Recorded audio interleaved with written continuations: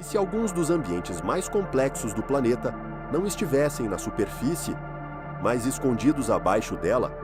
fora do alcance direto da observação humana, desenvolvendo-se em silêncio ao longo de milhões de anos, até atingirem um nível de complexidade que desafia não apenas a imaginação, mas também os próprios modelos científicos que tentam explicar como sistemas naturais se organizam? Existe um lugar onde massas densas de vapor se formam no interior da Terra, não como fenômeno superficial transitório, mas como resultado direto de interações térmicas e atmosféricas confinadas dentro de um espaço subterrâneo de proporções incomuns. Um ambiente onde a luz penetra apenas em pontos específicos, criando zonas de contraste extremo entre escuridão absoluta e áreas onde processos biológicos conseguem se estabelecer, ainda que em condições radicalmente diferentes daquelas encontradas na superfície. Nesse mesmo ambiente, uma floresta cresce sem horizonte visível, sustentada por um solo que não foi formado por processos convencionais de deposição superficial, mas sim por uma combinação de sedimentos transportados por água subterrânea, matéria orgânica acumulada ao longo do tempo e minerais dissolvidos que, juntos, criam uma base capaz de sustentar estruturas vegetais de porte significativo, mesmo estando completamente isoladas do contexto ecológico tradicional. E atravessando esse espaço, existe um fluxo contínuo de água que não apenas percorre a caverna, mas participa ativamente da sua formação, moldando o relevo interno, alterando a composição das superfícies e mantendo o sistema em constante transformação, como se todo o ambiente estivesse em um estado permanente de construção, ainda incompleto, ainda em evolução. Isso não é uma projeção teórica, nem uma hipótese especulativa construída a partir de dados indiretos. É um ambiente real, fisicamente existente, localizado dentro do Parque Nacional Phong Nha-Ke Bang, onde se encontra a Hang Son Doong, considerada atualmente o maior sistema de caverna conhecido em volume contínuo. Mas reduzir esse lugar à ideia de maior caverna do mundo é uma simplificação que não captura a complexidade do que realmente está presente ali, porque o que define esse ambiente não é apenas sua dimensão, mas a forma como diferentes processos naturais, geológicos, atmosféricos e biológicos coexistem e interagem dentro de um espaço que, em teoria, não deveria sustentar esse nível de organização. A descoberta desse sistema não ocorreu por meio de tecnologia avançada, nem por varreduras remotas de grande escala, mas por um encontro acidental, quando um morador local, ao atravessar uma área densa de floresta, percebeu a existência de uma abertura na rocha acompanhada por um som constante e profundo, característico de água em movimento, um indicativo de que algo ativo existia abaixo da superfície, ainda que sua extensão fosse completamente desconhecida naquele momento. O que inicialmente se apresentou como uma entrada discreta, quase imperceptível, revelou-se, anos depois, como o acesso a um sistema que não poderia ser compreendido a partir de parâmetros convencionais, uma vez que, ao avançar para o interior, a experiência não corresponde ao que normalmente se espera de uma caverna, onde o espaço tende a se fechar, limitar e restringir o movimento. Aqui, ocorre o oposto. O ambiente não se contrai, ele se expande, e essa expansão não é gradual o suficiente para que o cérebro humano consiga recalibrar sua percepção de escala, o que gera uma desconexão imediata entre o que é visto e o que é compreendido, criando a sensação de que o espaço não pode ser corretamente interpretado com base em referências conhecidas. Formações minerais que, em outros contextos, seriam consideradas monumentais, aqui assumem proporções que se aproximam de estruturas arquitetônicas de grande porte, não apenas em altura, mas em volume e presença espacial, alterando completamente a forma como o ambiente é percebido e tornando insuficientes os parâmetros tradicionais de comparação. Essa ruptura na percepção não é apenas visual, mas cognitiva, porque o cérebro humano depende de proporções familiares para construir um entendimento coerente do espaço. E quando essas proporções deixam de existir, o resultado não é apenas surpresa, mas uma dificuldade real de processamento, como se o ambiente estivesse operando fora da escala para a qual a percepção humana foi calibrada. E é exatamente nesse ponto que o lugar deixa de ser apenas uma formação geológica impressionante e passa a se tornar um problema de interpretação,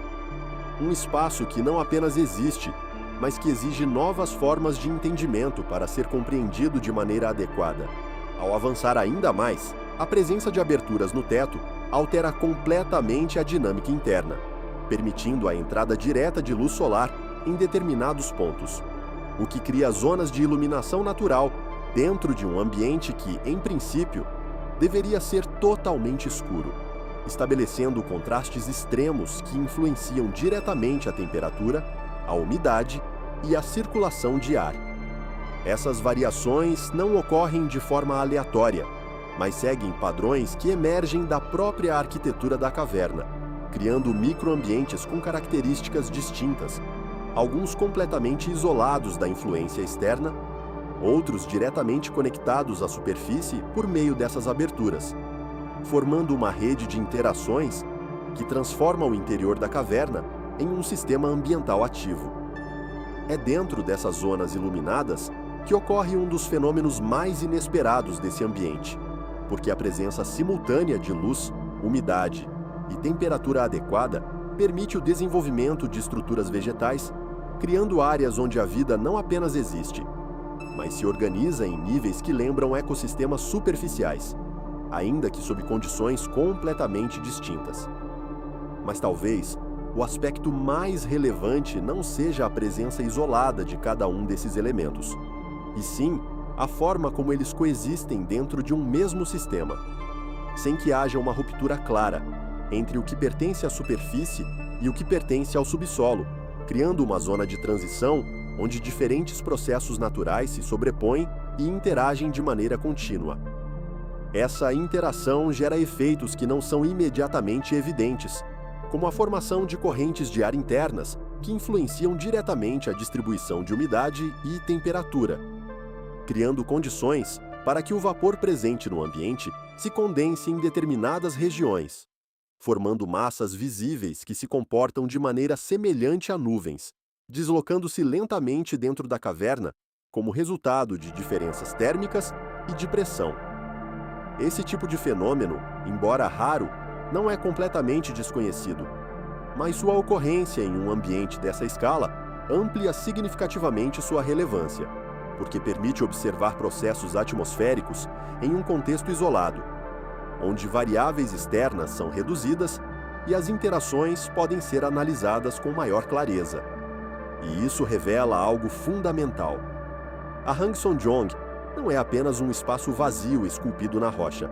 mas um sistema onde múltiplas dinâmicas naturais continuam em operação, algumas visíveis, outras não, todas contribuindo para a manutenção e transformação contínua do ambiente. Esse entendimento altera completamente a forma como esse lugar deve ser interpretado, porque ele deixa de ser apenas um objeto de curiosidade geográfica e passa a representar um tipo específico de ambiente onde o planeta ainda está, de forma ativa, construindo estruturas complexas fora da observação direta. E quando um sistema natural atinge esse nível de complexidade, surge uma implicação inevitável. O que foi observado até agora pode não representar a totalidade do que existe, mas apenas a parte que foi possível alcançar, o que levanta uma questão que não pode ser ignorada. Se um ambiente dessa escala e complexidade permaneceu desconhecido por tanto tempo, mesmo estando fisicamente presente, então quantos outros sistemas semelhantes podem existir, ainda ocultos, operando fora do alcance da observação humana, em regiões onde o acesso não é apenas difícil, mas estruturalmente limitado? Essa não é uma pergunta retórica, mas um ponto de partida, porque ao longo deste documentário, o que está em análise não é apenas a descrição de um lugar extraordinário,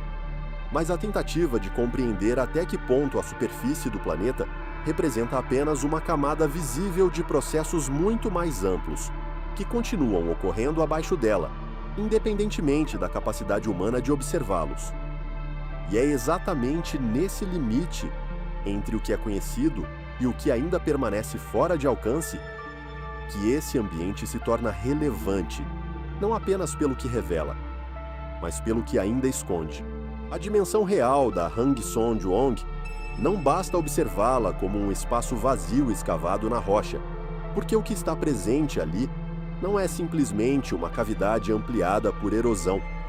mas o resultado acumulado de processos geológicos que operaram de forma contínua ao longo de dezenas de milhões de anos, combinando transformações químicas, forças mecânicas e eventos estruturais que, juntos, criaram um ambiente cuja escala ultrapassa aquilo que normalmente é associado à formação de cavernas. A base desse processo está no tipo de rocha que compõe a região do Parque Nacional Phong Nha-Ke-Bang, onde extensas camadas de calcário foram depositadas em períodos geológicos remotos, formando uma estrutura relativamente homogênea, porém altamente suscetível à dissolução quando exposta à água levemente ácida, o que estabelece a condição inicial necessária para o desenvolvimento de sistemas subterrâneos complexos. A água da chuva, ao atravessar a atmosfera, incorpora dióxido de carbono e forma uma solução fraca de ácido carbônico que, ao infiltrar-se no solo, se torna progressivamente mais reativa, dissolvendo lentamente o calcário ao longo de fissuras microscópicas que, inicialmente imperceptíveis, passam a se expandir com o tempo, conectando-se entre si e formando uma rede de canais subterrâneos que evoluem de maneira gradual, sem que haja qualquer manifestação visível na superfície durante grande parte desse processo. Esse tipo de transformação, conhecido como karstificação, é relativamente comum em regiões calcárias, mas o que diferencia a formação da Hang Son-Duong de outros sistemas similares é a presença de um fator adicional que altera completamente a escala do resultado final: a atuação prolongada de um fluxo hídrico subterrâneo com energia suficiente para não apenas dissolver a rocha, mas também remover material, ampliar cavidades e reconfigurar a estrutura interna de forma contínua. Em determinado momento da evolução geológica da região, um sistema fluvial passou a atravessar essas formações já fragilizadas, e essa presença permanente de água em movimento introduziu uma dinâmica completamente diferente, na qual o processo deixa de ser exclusivamente químico e passa agora a incorporar erosão mecânica, transporte de sedimentos e colapsos estruturais, criando condições para a formação de galerias de grande porte. No entanto, mesmo esse tipo de processo não seria suficiente para explicar as dimensões observadas hoje, porque a ampliação extrema das câmaras internas depende de um evento adicional que altera radicalmente a arquitetura do sistema: o colapso controlado do teto. Em diferentes pontos ao longo da caverna, a espessura da rocha acima das galerias tornou-se insuficiente para sustentar o próprio peso, especialmente em regiões onde a dissolução interna já havia enfraquecido a estrutura,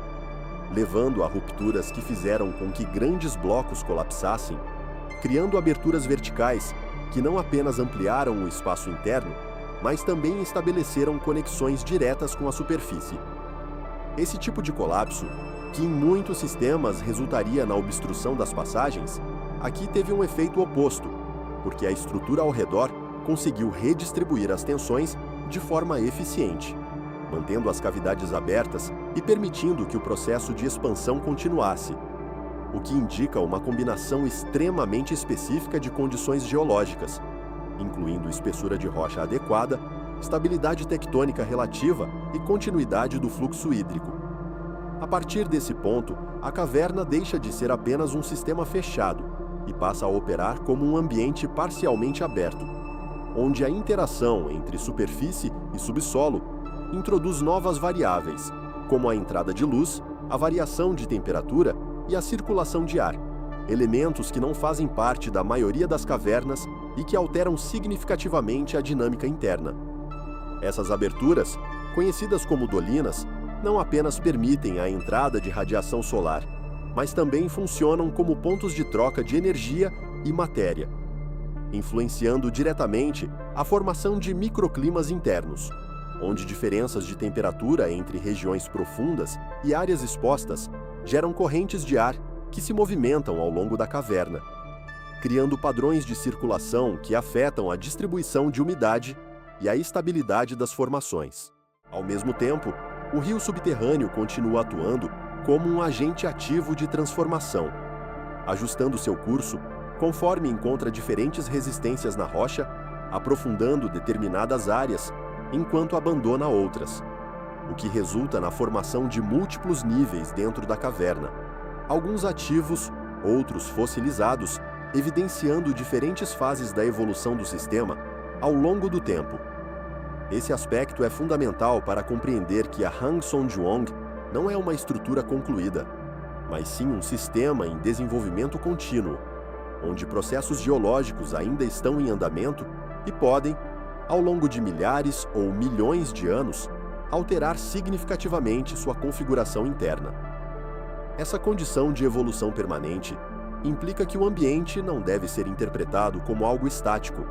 mas como um sistema dinâmico, sensível a variações externas, como mudanças climáticas, alterações na quantidade de precipitação e modificações no fluxo de água subterrânea, fatores que podem influenciar diretamente a taxa de dissolução do calcário e a estabilidade das estruturas. Outro ponto relevante é que a formação de um sistema dessa magnitude não depende de um único fator isolado, mas de uma convergência extremamente rara de condições, incluindo a composição química da rocha, a presença contínua de água, a ausência de eventos tectônicos disruptivos e um intervalo de tempo suficientemente longo para que esses processos ocorram sem interrupção significativa. Essa combinação não é comum, o que explica por que cavernas dessa escala são extremamente raras, e porque a Hang Songyuong representa um ponto fora da curva dentro da geologia, um caso extremo que leva os modelos conhecidos até seus limites, e em alguns aspectos, exige revisões na forma como esses modelos são aplicados. Além disso, a análise estrutural da caverna sugere que o sistema pode não estar completamente isolado, uma vez que padrões de drenagem e alinhamento das galerias indicam possíveis conexões com outras estruturas subterrâneas da região, o que levanta a hipótese de que o que foi mapeado até agora pode representar apenas uma parte de um conjunto maior, ainda não totalmente identificado. Essa possibilidade reforça a ideia de que o subsolo pode abrigar sistemas complexos que permanecem fora da observação direta, não por estarem ocultos em um sentido abstrato, mas porque as condições necessárias para acessá-los são limitadas, tanto do ponto de vista físico quanto tecnológico. E isso leva a uma implicação que ultrapassa a própria caverna, porque ao revelar um ambiente onde processos geológicos, hidrológicos e atmosféricos interagem de forma integrada dentro de um espaço confinado, a Hang Songyuong oferece uma oportunidade única de observar, em escala ampliada, mecanismos que normalmente ocorrem de forma distribuída na superfície do planeta. O que está em jogo, portanto, não é apenas a descrição de um lugar extraordinário, mas a compreensão de como o tempo, quando combinado com condições específicas e continuidade de processos, pode construir estruturas cuja complexidade excede aquilo que normalmente é considerado possível dentro de um ambiente subterrâneo. E quando um sistema natural atinge esse nível de complexidade, ele deixa de ser apenas um exemplo dentro de uma categoria conhecida e passa a funcionar como uma referência limite, um ponto onde o que é observado não apenas confirma teorias existentes, mas também expõe suas limitações, sugerindo que ainda há aspectos fundamentais da dinâmica do planeta que não foram completamente compreendidos. Quando a análise da Hang Songyuong ultrapassa a dimensão puramente geológica e passa a considerar as condições ambientais que se estabeleceram dentro do sistema, torna-se inevitável reconhecer que o que existe ali não pode ser descrito apenas como uma cavidade ampliada pela ação da água ao longo do tempo, mas sim como um ambiente onde diferentes processos naturais convergiram de maneira suficientemente estável para sustentar algo que, em princípio, não deveria ocorrer em um espaço subterrâneo, a formação de um ecossistema funcional.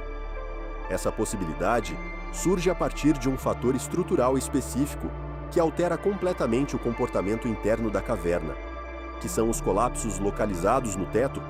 responsáveis por criar aberturas verticais de grande escala que conectam diretamente o interior com a superfície, permitindo não apenas a entrada de luz solar, mas também a circulação de ar, a infiltração direta de água da chuva e a transferência de matéria orgânica, elementos que, combinados, estabelecem as condições mínimas necessárias para o desenvolvimento de processos biológicos mais complexos. Ao contrário de cavernas completamente isoladas, onde a ausência de luz limita drasticamente a presença de vida a formas altamente especializadas e geralmente microscópicas, essas zonas abertas funcionam como interfaces ambientais, onde a energia solar passa a atuar como motor primário, ativando processos de fotossíntese e permitindo o surgimento de estruturas vegetais que, embora restritas a áreas específicas, alcançam níveis de desenvolvimento comparáveis aos de ambientes superficiais. O solo que sustenta essa vegetação não corresponde a um solo típico de superfície, pois sua formação não resulta da decomposição contínua de matéria orgânica em ambiente aberto, mas sim da deposição de sedimentos transportados pelo rio subterrâneo, da acumulação de partículas minerais provenientes da dissolução do calcário e da incorporação gradual de matéria orgânica trazida tanto pela água quanto por organismos que transitam entre a superfície e o interior da caverna, criando uma base heterogênea que, ainda assim, se mostra suficiente para sustentar o crescimento de plantas de médio e até grande porte. Essa vegetação se organiza de acordo com gradientes de luz e umidade, formando camadas que refletem diretamente a arquitetura da caverna, com espécies mais adaptadas à baixa luminosidade, ocupando regiões mais profundas e estruturas mais altas, direcionando seu crescimento em direção às aberturas superiores, estabelecendo uma dinâmica vertical que não é comum em ambientes subterrâneos tradicionais, mas que aqui se torna uma característica central do sistema. No entanto, o elemento que mais diferencia esse ambiente não é apenas a presença de vegetação, mas a forma como as condições internas permitem o desenvolvimento de um microclima relativamente estável, resultado da interação entre a umidade constante, a variação térmica limitada e a circulação de ar induzida pelas diferenças de pressão entre o interior da caverna e a superfície, criando zonas onde o ar não apenas se movimenta, mas se organiza em padrões que influenciam diretamente a distribuição de calor e vapor. É nesse contexto que ocorre um dos fenômenos mais relevantes desse sistema, que é a condensação visível do vapor de água presente no ambiente. Um processo que se intensifica quando massas de ar quente e saturado provenientes das regiões mais profundas entram em contato com correntes de ar mais frio que descem pelas aberturas no teto, provocando a transição do vapor para o estado líquido em suspensão, formando estruturas densas que se tornam perceptíveis como névoa e que, em determinadas condições, assumem comportamento semelhante ao de nuvens. Essas formações não são estáticas, nem aleatórias, pois sua distribuição e movimento seguem diretamente as correntes de ar internas, deslocando-se lentamente através das câmaras e interagindo com a topografia do espaço, o que permite observar, em escala confinada, processos atmosféricos que, na superfície, ocorrem de forma difusa e em larga escala, tornando esse ambiente um ponto de interesse, não apenas geológico, mas também climatológico. A presença contínua de umidade elevada, associada à disponibilidade de matéria orgânica e à relativa estabilidade térmica, cria condições favoráveis para o desenvolvimento de fungos e micro-organismos que desempenham um papel fundamental na decomposição e reciclagem de nutrientes, estabelecendo a base de uma cadeia biológica que, embora limitada em comparação com ecossistemas de superfície, apresenta complexidade suficiente para sustentar níveis adicionais de vida. Insetos adaptados a essas condições encontram nesse ambiente um espaço viável, utilizando tanto as áreas mais úmidas quanto as zonas de transição entre luz e escuridão, onde conseguem explorar recursos disponíveis e, ao mesmo tempo, evitar as limitações impostas pela ausência total de iluminação,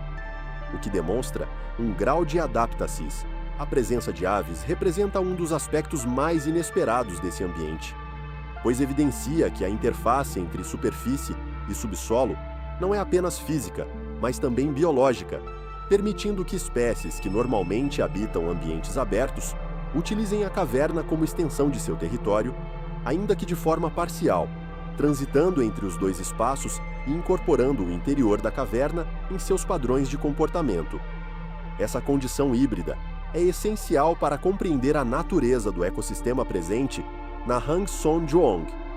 pois ele não pode ser classificado como totalmente subterrâneo nem totalmente superficial, sendo, na prática, um ambiente de transição onde processos de ambos os contextos coexistem sem se fundirem completamente, mantendo características próprias que não são encontradas de forma isolada em outros sistemas. A estabilidade relativa desse ecossistema não implica a ausência de mudança, mas sim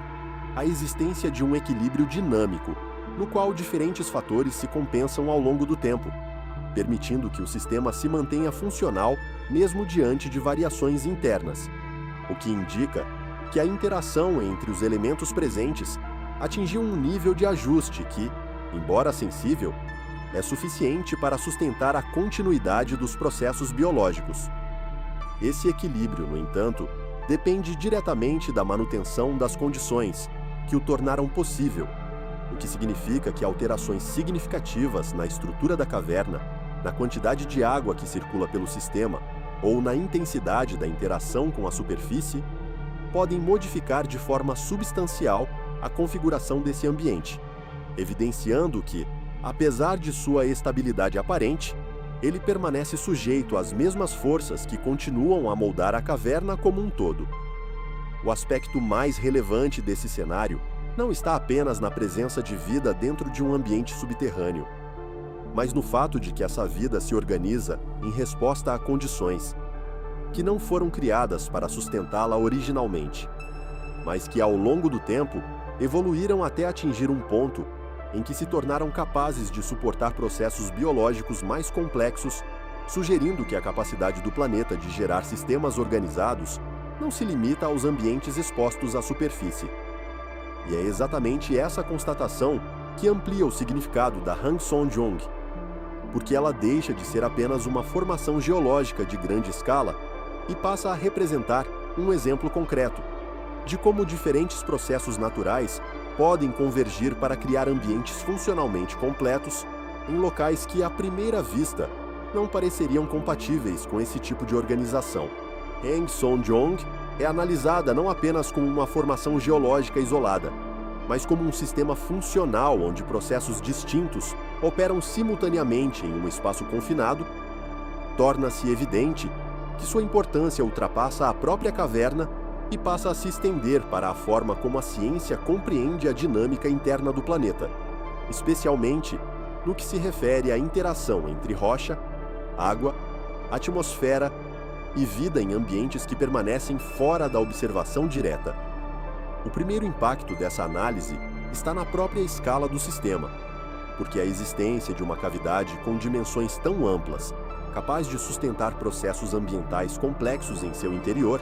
demonstra que os modelos tradicionais de formação de cavernas, embora corretos em sua base, não capturam completamente o potencial de expansão que esses sistemas podem atingir quando submetidos a condições específicas e mantidos ao longo de intervalos geológicos suficientemente longos. Essa constatação não invalida o conhecimento existente, mas o expande,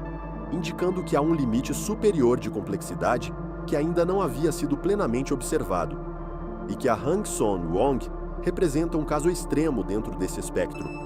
um ponto onde diferentes processos convergiram de forma contínua, sem interrupções significativas, permitindo que a estrutura evoluísse além do que normalmente é registrado em sistemas semelhantes. Além da escala, a presença de um microclima interno relativamente estável introduz uma dimensão adicional na compreensão dos ambientes subterrâneos, porque demonstra que, sob determinadas condições, a interação entre circulação de ar, umidade e variação térmica pode gerar sistemas atmosféricos locais que operam de maneira parcialmente independente da superfície, criando zonas onde fenômenos como condensação visível e formação de massas de vapor ocorrem de forma recorrente e organizada. No contexto geológico, a Hang Son Juong fornece um registro acessível de processos que normalmente ocorrem em escalas de tempo e espaço que dificultam sua observação direta, permitindo que interações entre dissolução química, erosão mecânica e colapso estrutural sejam analisadas em um único sistema, onde diferentes fases da evolução podem ser identificadas e comparadas. Essa característica transforma a caverna em um laboratório natural, onde o tempo geológico pode ser observado de forma condensada, não no sentido de acelerar os processos, mas de reunir, em um único ambiente, evidências que normalmente estariam distribuídas em regiões distintas, facilitando a compreensão de como esses processos se articulam ao longo de períodos prolongados. A possibilidade de que o sistema esteja conectado a outras estruturas subterrâneas amplia ainda mais sua relevância, porque sugere que a formação de grandes cavernas pode fazer parte de redes mais extensas, que permanecem ocultas não por ausência física, mas por limitações de acesso, o que indica que o subsolo pode abrigar sistemas complexos, cuja extensão ainda não foi completamente mapeada. Essa hipótese não altera apenas a compreensão de uma região específica, mas levanta uma questão mais ampla sobre a quantidade de estruturas subterrâneas que podem existir em diferentes partes do planeta, especialmente em áreas onde as condições geológicas favorecem a formação de sistemas kársticos, sugerindo que a superfície visível pode representar apenas uma fração da complexidade real da crosta terrestre. No campo da climatologia, a observação de processos atmosféricos internos, como a formação de névoa e a circulação de ar em ambientes confinados, oferece dados que podem ser utilizados para compreender melhor como pequenas variações de temperatura e pressão influenciam a dinâmica do vapor de água, contribuindo para modelos que buscam explicar fenômenos semelhantes em escalas maiores. Do ponto de vista biológico, a existência de um ecossistema funcional dentro de um ambiente subterrâneo reforça a necessidade de revisar conceitos relacionados à dependência da luz solar direta, demonstrando que, embora a energia solar continue sendo um fator central, sua presença indireta, mediada por aberturas estruturais, pode ser suficiente para sustentar cadeias biológicas em condições limitadas, o que amplia a compreensão sobre a resiliência dos sistemas vivos. Essas observações, quando consideradas em conjunto, indicam que a Hang Son Juong não é apenas uma anomalia geográfica, mas um ponto de convergência onde diferentes áreas da ciência se encontram, oferecendo uma oportunidade única de estudar como processos físicos, químicos e biológicos interagem em condições que não são facilmente reproduzidas em laboratório. O aspecto mais relevante dessa convergência não está apenas no conhecimento que já foi obtido, mas naquilo que ainda pode ser descoberto a partir desse tipo de ambiente, porque a existência de sistemas parcialmente inacessíveis indica que há limites reais para a observação direta, o que exige o desenvolvimento de novas metodologias. Ao longo deste percurso, a Hang Son Juong deixou de ser apenas uma formação geológica de escala incomum para se revelar como um sistema onde diferentes processos naturais convergem de forma contínua, criando um ambiente que não apenas existe, mas que opera de maneira ativa, independente e, em certa medida, isolada da percepção humana direta, o que desloca completamente a forma como esse lugar deve ser interpretado. O que inicialmente poderia ser reduzido a uma questão de dimensão, a maior caverna conhecida, revela-se, após análise mais profunda, como um ponto de interseção entre geologia, atmosfera e biologia, onde a rocha não é apenas estrutura, mas parte de um processo em andamento. A água não é apenas um elemento de passagem, mas um agente transformador contínuo. E a presença de vida não é um acidente, mas uma consequência direta de condições que, ao longo do tempo, se organizaram de maneira suficientemente estável para sustentar um sistema funcional. Essa convergência de fatores não ocorre de forma aleatória, nem se repete com facilidade. o que indica que a Hang Sonjeong representa um caso limite, um ambiente onde as condições necessárias para a formação de um sistema dessa magnitude foram mantidas por tempo suficiente para permitir que ele ultrapassasse os padrões mais comuns observados em cavernas ao redor do mundo. Mas talvez o aspecto mais relevante não esteja no que foi possível observar, e sim no que permanece fora de alcance, porque ao longo de todas as análises, uma constante se mantém. Existem regiões dentro desse sistema que não foram acessadas, não foram medidas e não foram completamente compreendidas, não por falta de interesse ou capacidade técnica, mas porque o próprio ambiente estabelece um limite real à presença humana. A existência dessa fronteira sugere que o sistema observado pode não representar sua totalidade, mas apenas a porção acessível dentro das condições atuais, o que levanta uma questão que ultrapassa a própria caverna e se estende para a forma como o planeta é compreendido como um todo. Até que ponto aquilo que é conhecido representa apenas uma parte visível de processos que continuam ocorrendo fora do alcance direto da observação? Essa pergunta não é exclusiva deste ambiente, mas encontra nele uma expressão concreta, porque a Hang Sonjeong demonstra, de maneira inequívoca, que ainda existem sistemas complexos operando de forma relativamente isolada, onde transformações geológicas continuam em curso, onde interações ambientais se desenvolvem sem interferência externa significativa e onde a presença humana, quando ocorre, é temporária e limitada.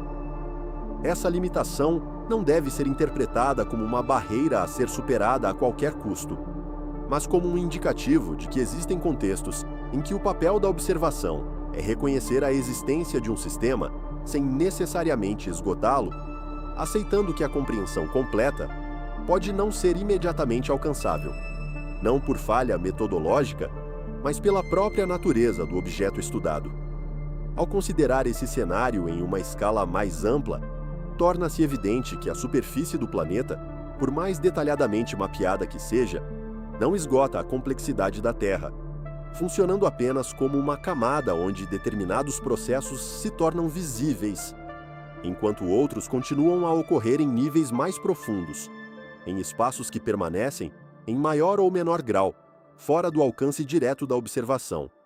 Ao final, a Hang Sonjeong não se define apenas pelo que contém, mas pelo que sugere,